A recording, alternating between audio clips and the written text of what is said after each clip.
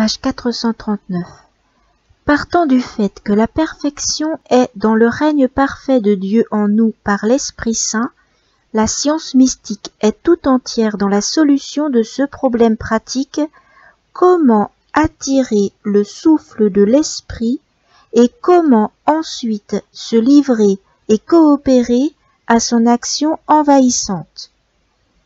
Certes, l'Esprit Saint est souverainement libre en ses dons, et rien ne saurait contraindre ou diminuer sa liberté divine.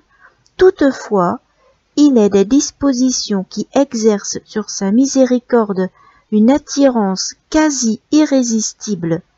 Il en est d'autres qui l'exigent comme coopération active à son action. Je veux voir Dieu, du Père Marie-Eugène de l'Enfant Jésus.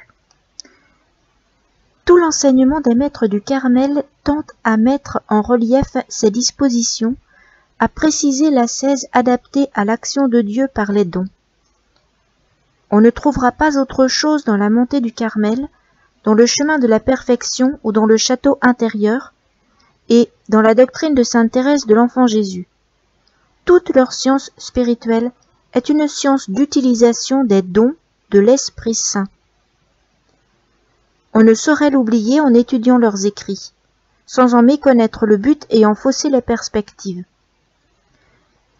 Il y a 3 dispositions qui sont à la base de cette ascèse et qui correspondent à 3 lois ou exigences de toute action de Dieu dans l'âme. Ces dispositions fondamentales qui commandent toute la coopération de l'âme et iront se perfectionnant à mesure que l'action divine se développera sont le don de soi, l'humilité et le silence. Nous les étudierons en cette 3e partie. Ces préliminaires éclaireront l'étude qui suivra sur les modes particuliers de l'action progressive de l'Esprit Saint et sur les coopérations qu'elle exige en chacune de ses phases. Page 440. Suivent 3 chapitres, chacun sur une de ces attitudes, dispositions fondamentales qui commandent toute la coopération de l'âme et iront se perfectionnant à mesure que l'action divine se développera, sont le don de soi, l'humilité et le silence. Plan de ces chapitres. Chapitre 3, page 441. Le don de soi. A. Nécessité et excellence. Dieu ne force pas notre volonté. Acte d'amour parfait. Sacrifice le plus parfait. Don réalisé par le Christ Jésus. B. Qualité du don de soi. 1. Absolu. 2. Indéterminé. 3. Souvent renouvelé.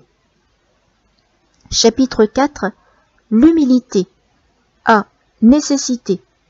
B. Degré et forme. 1.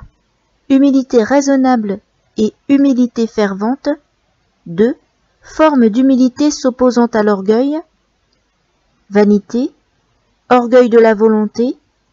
De l'intelligence spirituelle. C. Moyen d'acquérir l'humilité. Fruit de la lumière. Prière. Lumière contemplative. Humiliation. Union au Christ. Chapitre 5. Le silence. A. Nécessité. B. Forme. 1. Silence de la langue. 2. De l'activité. Danger. Nécessité. Solution du problème. 3. Silence intérieur. Quelle force renferme ce don? Il ne peut manquer d'attirer le Tout-Puissant à ne faire qu'un avec notre bassesse. Chemin, page 751. Sainte Thérèse d'Avila. Il est des dispositions qui exercent sur sa miséricorde une attirance quasi irrésistible. Il en est d'autres qui l'exigent comme coopération active à son action. Je rappelle don de soi, humilité, silence.